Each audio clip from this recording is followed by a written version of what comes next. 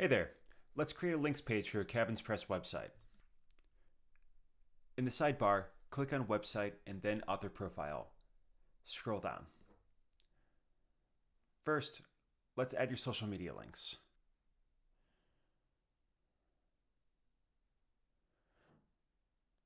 Custom CTAs or custom call to actions allow you to set primary buttons for your links page.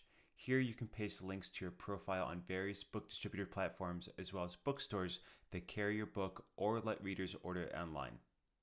The featured section is where you can link any article or media coverage you'd like to highlight on your page. Click Save. Now let's check out our links page. To remove or replace links, go back to Author Profile and simply delete the links. Save, refresh, and the links are gone. You can check out other tutorials on our website features such as theming or setting up a blog.